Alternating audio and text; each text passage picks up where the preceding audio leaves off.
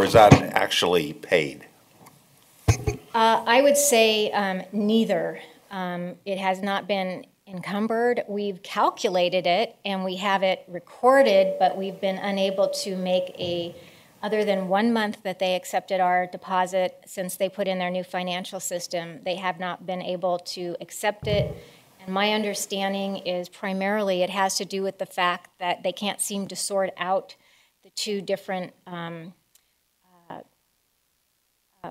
labor units, safety versus miscellaneous, since they're two separate items. We can, but somehow they can't on their system, and there was some kind of an error that had to do with the date that they said we entered CalPERS, so it's some really very strange things, and so, we have been constantly, contacting them, telling them that we feel very uncomfortable about this, and I'm presently at the request of our fire chief trying to get something in writing from them. Yeah, and just for further edification on that, I plan on attending the next CalPERS board meeting and bringing this up. It's clearly an issue when you don't have $8 million in the market, which I think they would have liked to have had that in the market over the last couple weeks, that there's a problem there. So I've been advised that it's in our best interest to show up and address the board members so that the board members then can direct staff to fix it. Right, and yeah, and in fact, is there anything, if there's anything that you want, any action, a phone call or letter from this board, we've been hearing about this delay for months. Yeah, this is pretty, it's unacceptable, and we need to act on it. So, Chief, if you need phone calls, some bodies at meetings or letters or something, I'm sure you'd have the full support of the board to do whatever we need to do. And my one concern on that was that, and I think that's what Director Scheidegger was bringing up is, yeah, I don't want somebody at PERS in staff to all of a sudden decide, and that's not really the way it happened. You guys should have paid it, and it's not our fault. So I can tell you that at least I've had the ability to at least inform some board members at PERS that, in fact, this is the case, that they're not accepting it, and we are putting that in writing, and I understand that we have already documented that in emails to PERS, and we are simply waiting for them to respond. And I'll say that this isn't the only issue that they have continued to be non-responsive on, but I think as March rolls around, we have some consultants on board that are going to be able to help us a lot with that and move that forward, and I appreciate that. Thank you. I just want to make sure that we're free of any negligence or anything like that. So thank you. We've been trying to give away this money for like 5 months. So right. It goes back to September was when they went live on their system, and that's when they lost the ability to accept the contributions that we have available to send in that we've set aside. So, okay, going on to looking at our total revenue, we are at 10.86% on our revenue, as I mentioned earlier. When we look at our two largest, and that's page 12 in your packet, if we go on to page 13, we show our property tax money. And if you look down to the left at the bottom, you can see that we have received, let's see, we've received about $3.4 million more than we did in December of 2010. So I took a look to see why that was, because actually our total budget for property taxes is 4% lower than it was in the prior year. And what I could see from our history was that we received our teeter payment for the delinquent property taxes from the prior year in 2000, for our fiscal year 2011, it came in January, but for fiscal year 2012, it came in December. So we're not complaining. We liked getting it sooner than we had the year before, but it's a little misleading in that it makes it look like things are rosier than the prior year when in fact they're not. And so I I believe we reported at the last meeting that those delinquent numbers did come in less than we budgeted. And since then, we have received over $60 million in altogether on our property taxes. And that seems to be the only one that we have a problem with. All the rest of the revenue that we received in January for our first payment on the taxes for the current year, some were up, some were down from budget, but overall they pretty much zeroed out each other. So our big issue was the one we already knew about from the month before. Our next slide here is page 14 in your packet, and it's your medic fee revenue.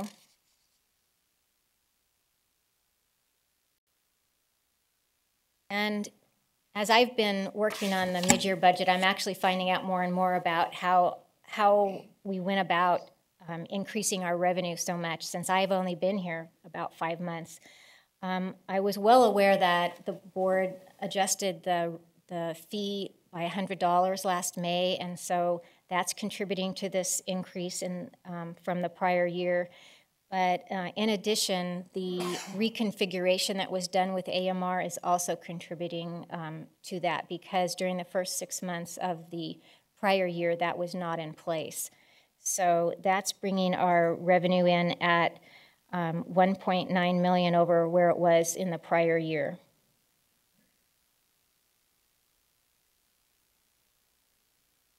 I'm going to refer you now to page 10 in your packet, and this is actually a new schedule that I had my staff prepare for you. And what this is doing is it's accounting for the bond money that we received in December. We closed the bond deal December 8th, and what happens is the money ends up going to the trustee, and as we present eligible project costs, they then disperse the money to us. So you can see in the first column, we have what the various items were for, the various projects that were represented to be funded by bonds. And that totals the $11.7 million. And we have received from the trustees $6.8 million, and then in addition, that small note that we had on one of the fire stations, the Lobsitz note, was actually paid directly from Placer Title to the two holders of those notes. So we, if you go to the column that says remaining, we have just under $5 million still remaining to be dispersed. Of that, it has to do with additional amounts for equipment, additional amounts for improvements to the building, and we have yet to receive any invoice from our tenant for the leasehold improvements that were part of the lease that we agreed to, which is, I believe, $1.1 million. So I've even asked for that, and they moved in October, but apparently they're having a little difficulty billing us, so we have the money set aside. When we're billed, we will pay that amount. I hope this is useful for you. I'm not, once we have all the bond proceeds spent, I won't be including this in your report anymore, but I thought until that time that this might be useful information to you. You're welcome. And that the bond proceeds are part of our capital facilities fund, which is the next summary that we have on page 17. And we are in the process of splitting off that new fund that we're calling the leasing fund, where we're putting our income from our rental properties and our expenses from the. So some of the things that are in here will eventually be in that L fund, but as of December 31st, this is how it all looked, and you can see what we have coming in here is the big item that came in December was $1.5 million in our local aid to local governments, and what that represents was the payment on the Zinfandel lease for the training center. So we did receive that money, In addition, we have our development fees, which we'll go over in detail, where we are now in excess of our original budget.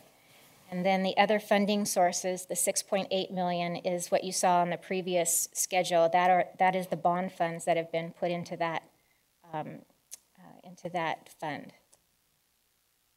And over on the expenditure side, we have the various utilities on our rental building. Some of it we will be moving all of that actually over to the L fund.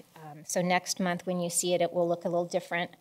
In addition, we pay certain funds to the county for doing some work for us. That's the LDSIR fees, and we are under budget on that.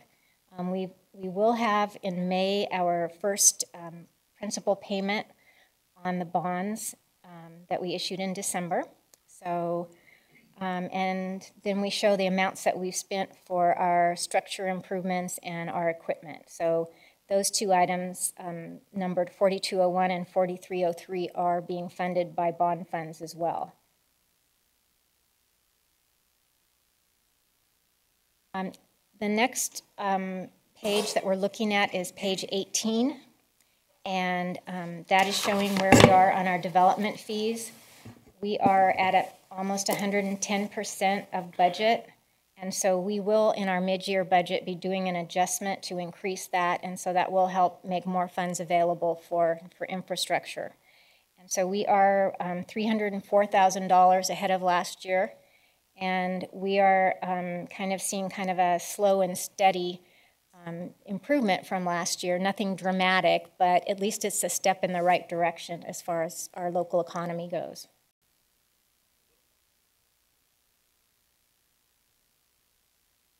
Mm-hmm. I believe it will be, and I did meet with one of the people that are involved with that in fire protection, and I feel very comfortable that we will be receiving additional monies through the end of the year. And so how I went about forecasting it was just taking what we had year to date and then adding for the other 6 months what we received last year. Rather than projecting increases, I'm projecting the same for the last 6 months to be conservative. So you'll see that next month when we go over the mid-year budget. Okay. The final report that we're going to be looking at, and actually I have 2 pages to this, is our grant funds. In total, we are at $7.1 million that we're expecting in revenue for the year, and we've taken in $834,000. We do bill in arrears generally, so there's always a lag. We have spent about $1.6 million, and so on the next page, I had my staff create a new report for you that I thought would be more meaningful, at least once I walk you through it. I hope it is. What we did is we have every single one of our grants listed here, and we have the award date. And in the case of 3 of the grants, they're either closed or complete, and the ones that don't say closed or complete are still open. We show the award date, and we show the period that the grant is supposed to be funded through. Certainly, at times, you can request extensions, but based on the original grant, those are the dates. And then we show the award amount. And the next column actually is our budget, what we've budgeted for it. And then next to that is what we've spent to date. Then I had a new column added called prior years expended, because many of these grants will start in one year and end up going over to another year. So that, if you take the award amount less what we've spent to date, less what we've spent in prior years, you have the remaining funds that are available under these grants. So for me, this is how I think about them, and so I was trying to present it in a way that was a little bit more logical than what you've seen before. And then I also had them put all of these acronyms. I'm still learning what they are, so at the bottom, we will always put down what those stand for. You're welcome. I like this presentation, by the way. To let us know what, yes, I totally agree. I'd just like to add to that, if I could, is that, you know, we continue to have, you know, some naysayers out there about why we would have a grant and economic development person that's all they do for us. When you take a look at that column under award amount, when you have $10.5 million awarded to one agency, if you were to look at our, from the northern half of the state, quite frankly, and I bet even statewide, we have one of the largest amount of grants, diversified grant awards of any agency of our type and size. So it's a good investment. It's an excellent investment to spend a little money to guarantee that you're getting money that comes in that serves the community. Well, and that you're tracking it in a way that you're going to get maximal, not only benefit, but also being able to be accountable for it in the end. So. And we could call this Mr. Davis's report card, and I would give him an A+. I second that, yes. That's the end of my report. If there's no further questions, I will. You have any, Jack? All right. Thank you very much, Ms. McFarland. And thank you again for the grant breakdown. That was great. Well, one last thing for the Finance Committee, since Ms. McFarland finished, I'll be announcing tonight, but you guys should know first. I have appointed her as the Chief Financial Officer for the district. She competed in a nationwide search. 22 applications, I believe, across the United States, and was far and above any of those people competing, though we appreciated it. There's a definite value in what she's already demonstrated over the last 5 months, but when you ranked her against some fairly stiff competition, it really just set the gold standard on why she's here and why we made that decision. So I wanted the Finance Committee to know that tonight. And congratulations. Absolutely. Congratulations, that's great. All right, audit report, fiscal year 2011, financial statement audit report. We have several folks lined up here. So as our guests tonight, we have our auditors that have been doing our audit for a number of years. They just this week completed the fiscal year 2010/11 audit for us. So that's the year ending June 30th, 2011. And so we have Ingrid Shipline and Joe Richardson from Richardson Company that are going to lead you through the various documents that are part of the product that they give us at the end of their audit. And welcome to the podium, Ms. Shipline and Mr. Richardson. Well, thank you. Well, to give you a little background, this is the third audit that we've completed for the district. The first audit was completed in June 2009, and it covered 4 years. And it had a qualified opinion because of inventory and capital assets. The audit for ended June 30, 2010 was completed in May 2011, and we were able to remove the qualification because of the capital assets, because of the work the district had done. But because we weren't able to observe the beginning of the year inventory, we still had to qualify for the supplies inventory. And we previously reported both of the results of both these audits to the Finance Committee. This audit that we're presenting tonight is for the audit for the year ended June 30, 2011. The district has accounted for its inventory. We were able to observe both the beginning and the ending inventories. And so now we've issued a clean opinion on your financial statements for this year, for the year ended June 30, 2011. So in summary, we've completed 6 fiscal year audits in about 20 months. So the district is now caught up, and which is a major accomplishment for the district and its staff. The audit scope, audits are required, as a special district of the state of California, you're required to have audits, the state controller's, the state law, and you report your audit results to the state controller's office. Also, because you issue bonds, the underwriters of those bonds require that you have audited financial statements. Our audit process includes evaluating internal controls and determining that account balances are in compliance with generally accepted accounting principles for governmental entities. In addition to the regular audit, we have provided you with non-attest services, as they're called in our industry, where we've helped you do some internal accounting, develop certain adjustments to in order to close the books. As a result of our audit, we've issued 4 reports. One is the audited financial statements, and as I mentioned, it now has a clean opinion on it. There's another report on appropriations limit testing required by the California Constitution, and we didn't have any exceptions as a result of those agreed upon procedures.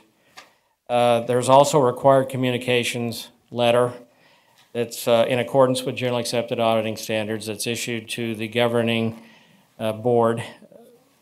And then there's an internal control letter with findings and recommendations. That used to be referred to as a management letter. And there's 2 of those. One has been issued, that's to the board, and then the other will be given to management that goes into more detail on those findings. I'd like to just highlight some of the findings that we have. I'd like to point you also to the summary, the one-page summary that really kind of highlights the results of the audit. The only comment I'd like to make on the complete financial statements, which is the thicker document, is that it's basically what it shows. It shows that the district had a net loss for the year of about $21 million on the accrual basis of accounting. The cumulative net loss, meaning the negative equity, the unrestricted net assets, is at about $40 million at this point as a result of the declining revenues and the increasing expenses. And management has prepared the management discussion analysis in the document that goes a little bit more into those trends and those issues. I just wanted to point out basically the negative financial position at June 30, 2011. And as far as the other documents, our internal control findings, because of the way that the audits basically stacked up over a period of time, a number of our findings that we had in the 2009 audit, because that audit was completed after fiscal year 2011 started, there really wasn't sufficient time for management to address those findings. So as a result, in the internal control report, it really has many of the same items. There were 2 items that were addressed during the past year, and then the one item is in process, and that is the audit committee charter and designating this committee as the audit committee. So the district still has a lot of work, even though there have been improvements made. This past year, some improvements made in the cash receipting functions. In the past, there were improvements made in the purchasing, contracting, and payroll functions. So as far as the nuts and bolts of the processes, those have been addressed, but still the overall underlying issue is the accrual basis of accounting and maintaining their separate general ledger. The district's required to maintain or report its financial statements on the accrual basis of accounting, but since the district is really dependent upon the county system, which doesn't allow for the full accrual basis of accounting, we actually had to make 192 adjustments to get from the county numbers to the numbers that are in full accrual. And that's what Joe was referring to when he said the non-attest services that we do. And that's a function that the finance department is going to undertake, I believe, for fiscal year 2012 to do all those closing entries. But just to give you an idea of the magnitude of the adjustments to get from the county Compass system to basically these financial statements is quite an undertaking and requires a lot of adjustments. So that's why our recommendation really stems to having the district maintain its own system so they can do their own entries. A lot of these accrual entries the county won't even let them allow to do in the system. So that's why the importance of having the district have its own system. They have a software system, the Eden system, that's used primarily just for cash receipt and disbursement tracking. But it needs to be a complete general ledger to provide for preparing accrual basis financial statements. We did, in one of the attachments to the letter, we listed out several discrepancies that we did not adjust for.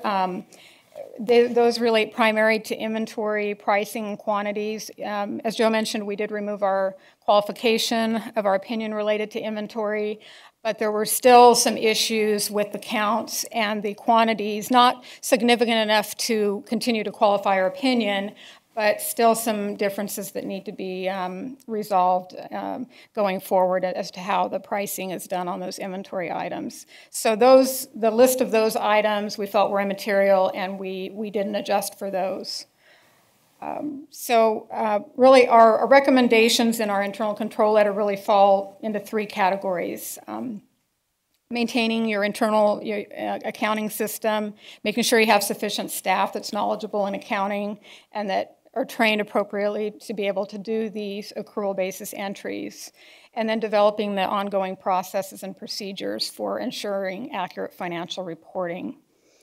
Management's responses are incorporated into this document, and most of those indicate that the goal is to have those items addressed within this fiscal year 2012. As you are well aware, that fiscal year is about half over now. So over the next several months is when the district will need to put in place the various procedures and processes to address these findings in order for them to be removed from the audit findings for 2012. We're currently in the process of completing our audit of the federal grants because of about a couple $1 million of grants that were received in fiscal year 2011. We still have that work in process that we expect to be complete with by the end of February. Are there any questions that address? I'd just like to say that the district has definitely come a long way, especially in the last 5 months. With CFO McFarland and King Campo and the entire finance staff. Clearly, there's some systemic problems with the county having one system and us having another. Both the top two individuals in finance that I just mentioned really laid out the fact to me as a new fire chief and management that we're not fully using the Eden system that we have. And the other issues of major import is that we're not providing training and haven't provided training to those staff in the finance division to get them up to speed where we need them to necessarily be and keep updated. So it's going to be as part of the budget for the remainder of this year, fiscal year, mid-year, and moving into next fiscal year that we intensify the amount of on-the-job training and bringing those people up to speed. And that CFO McFarland is putting together a plan. If you go in her office, you can see it on the whiteboard of how we are going to resolve these outstanding issues and get us to a very, very solid foundation over the next 12 months or so. I want to point out we didn't get here overnight. We're not going to fix it overnight. And when you have a partnership with an entity that doesn't necessarily play well in the sandbox in the accounting industry, such as the county, it makes it very, very difficult. So the last part of that is that's why we are exploring over the next year how we can go ahead and separate ourselves out so that we're a one-stop shop. You're not entering in Eden, one thing, and having to enter something else on the county system in Compass. But it's a one-stop, it's got efficiencies, it's got accountability, and it's going to allow us to proceed in fixing these issues. So we are fully aware of the length which we still have to go, but we have the staff that has the capabilities, the drive, and the initiative to make it happen. And I think when we're back here next year, you'll see a significant, significant improvement. I'm really pleased that we have this audit report, that we've identified these issues, and that we're making efforts to remediate them. I guess the question that I have is, are we going to have some sort of process in place between staff's efforts to deal with each of the issues identified and then come back and report to us? How are we going to do that? We had a discussion on this in December when we received the report on the 2010 audit, and at that time I made a commitment to this finance committee that I would bring back a quarterly report to you. I'm intending to have my first report telling you what progress we've made in the finance committee meeting in April. And I will continue to do that every 3 months so that you know where we are on these things. It's quite a daunting list, and so I think the best thing that we can do is just share information on how we're proceeding, what challenges we're coming up against, and a lot of it is just, as far as we have to keep the everyday business going and then trying to make these improvements at the same time with the number of staff that we have. I think we are making efficiencies within our department that is freeing up time, and trust me, they will need it, because preparing those 192 some odd entries is going to take a lot of time. And in all rights, for me, I think a good reporting cycle is to report quarterly, and my ultimate goal would be to have accrual entries done quarterly so that when you get your financial reports, they're on a full accrual basis every quarter at least, and not just once a year. But I have to get past first base before I can get to second base. So that's the vision. So. Reiterating that there's a communication back and forth between that and here, and that's great. Yes, Thank we you. do want to be accountable to this committee, and so I think that's the process. We'll give our report in April, and if you find that there's something in addition that you want us to report on that we don't report on, we can then address it at the next meeting. Thank you. One other thing with that is that, just to brief the board, is that we will be going out for recruitment now that Ms. McFarland's been named the CFO, to recruit for the auditor controller. It's kind of like operating a finance division with one arm tied behind your back. We have had a history of not fully supporting those divisions that need that support. And when you talk about the finance division, we need to be targeted and make sure we give them the support they need to get the job done, because it does affect our bond ratings, it affects our grant processes and all that stuff. So I expect to be back here in 60 to 90 days with an auditor controller that's on board, which will greatly assist them as well. All right, thank you. All right, the next item is for the Wells and Campo resolution. It is authorizing the fire chief to execute an agreement with Public Agency Retirement System, PARS, to establish an alternative retirement plan in lieu of Social Security for part-time, seasonal, and temporary employees. Welcome to the podium, Mr. Campo. Thank you. Good evening. I'll try and be brief here. That was a whole mouthful, by the way. Oh, that was it. I'll entertain them. No. To maybe put this in simpler terms, the district currently, all its full-time employees that participate in the California PERS retirement system are exempt from Social Security. And the district filed for that exemption a number of years ago. However, for some reason, I'm not sure why, and it may just be simply that the district does not have a lot of part-time, seasonal, and temporary employees. So they did not take the option of exempting those part-time employees from Social Security. So currently the district pays 6.2% of pay to Social Security on behalf of those part-time employees that do not participate in, actively participate in CalPERS. And the employee pays 6.2%. There is an alternative that the district can adopt, and that's what we're here to talk about this evening. And if we adopt this alternative retirement system for the part-time employees, then they will no longer be participating in Social Security. And the minimum amount to be contributed on their behalf is into a deferred compensation fund or plan is 7.5%. So we go from 12.4% going into Social Security to 7.5% going into a deferred compensation plan for these part-time employees. Mm-hmm. And how that 7.5% is split between employee and employer is totally up to the district. So with that as the backdrop, we'll hopefully get through this quickly here.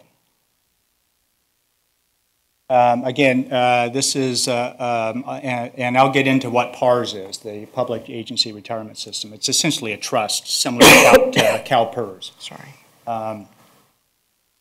Again, we're talking about an alternative to Social Security for the part-time, seasonal, and temporary employees.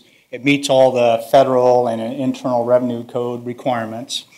The plan is actually a 457 defined contribution plan, so it's not a defined benefit plan like CalPERS. It's like a deferred compensation plan. And it reduces the agency cost to a total of 7.5%, as I mentioned, versus the 12.4% going to Social Security. The agency's only obligation is to provide the contribution of 7.5%. The district can provide more if it wants, but we're not recommending that. And again, it can be split in any manner the district sees fit between the employee and the employer. Most agencies just have the employee continue to do 6.2%, like they were doing at Social Security. And then the district's contribution would drop from 6.2% down to 1.3%.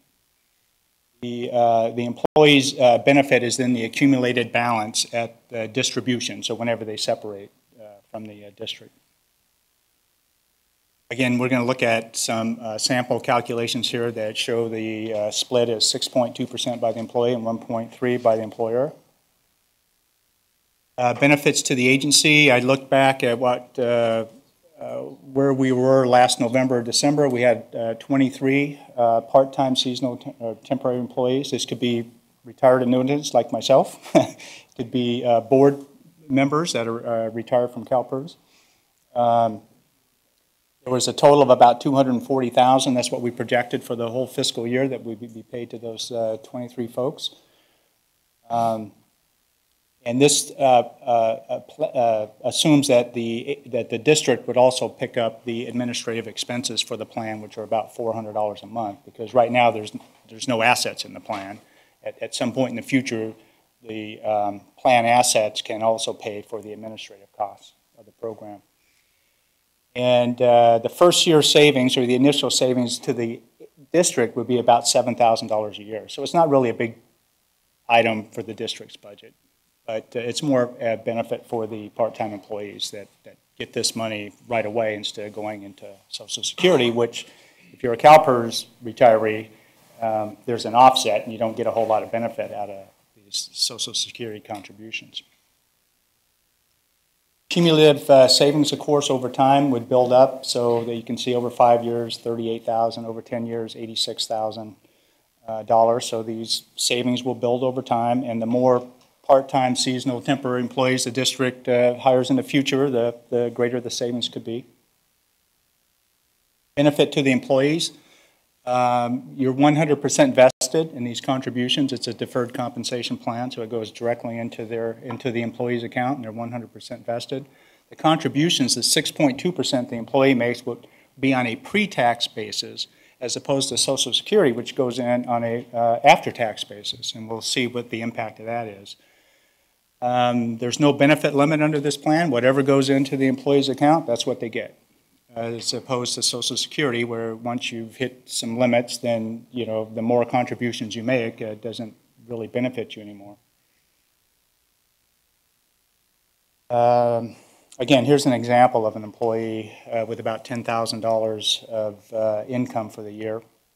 You can see under the PARS column, you would take out the 6.2% before tax, so the taxable income is about $9,800. Where under Social Security, you're still at $10.4 million, so you can see the impact on the taxes.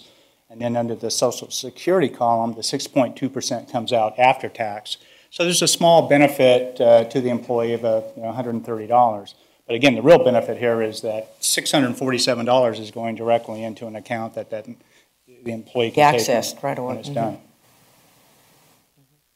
To implement the plan, pretty straightforward. You adopt the resolution before you this evening, the plan document, which designates the fire chief as the administrator of the plan. And we execute the documents. PARS would hold a meeting with the payroll folks and personnel and explain the process and how things work to them.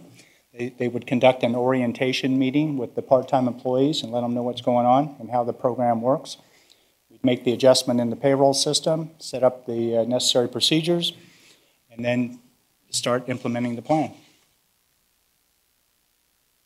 PARS is, like I said, it's a public agency, retirement services. They administer a trust. It's an irrevocable trust fund that manages the money on behalf of the employees. Think of it as a deferred comp administrator. There's over 5,000 member agencies participating in the PARS Trust, over 270,000 individual participants. They manage over 1,000 different types of plans. The alternative plan we're talking about this evening is just one type of plan that PARS administers. And they're getting close to $1 billion in trust assets. And the assets are all managed by Union Bank, who partners with PARS. So they're the investment manager. Our recommendation this evening is to adopt a resolution authorizing participation in the PARS Alternative Retirement Plan and authorizing the fire chief to execute the plan documents. I don't have it up here, but on the last page of your handout is a list of all the participating agencies currently, and you'll see it's quite a list of California agencies, school districts, special districts, and such. Pleased to. I know that was kind of rushed, but I know we're kind of limited on time. So if you have any questions, I'd be glad to answer them. Mr. Campo, just one quick question. The 457 programs of which I'm familiar, there's leeway for the employee to contribute at above a certain rate. In this PARS program that you're talking about, can the employee contribute more than the 6.2? No, just it's locked at 6.2. This is just for the in lieu of Social Security plan. Okay. Okay. I think I'm not sure, but I have to check. They're probably eligible to participate in other 457 plans that the district has. Yes, sir. Yes. Well, it sounds like there. Well, the recommendation, I guess, would be to the full board. Right, it's to refer to the full board, and right. Thank you for a very very concrete. No, seriously, PowerPoint on this. I don't know that I agree with the 3% raise in that's the COLAs that would give us the that's what PERS savings, uses for their long-term projections, so just to be consistent. Long-term, all righty, long-term. Thank you, Mr. Comp. Sure thing. All right, so is there consensus on the committee to refer to the full board? I would refer. Okay, thank you very much, so done. Legal bills, Chair will entertain a motion for approval of legal bills, ratify payment. So moved, Madam Chair. Second, all in favor? Aye. Very good. Okay, our next meeting date will be March 8th, 2012, 5 p.m., probably in these same quarters. And if anyone has any agenda items, please contact myself, Director Scheidegger, or the clerk of the board. Thank you. This meeting is adjourned.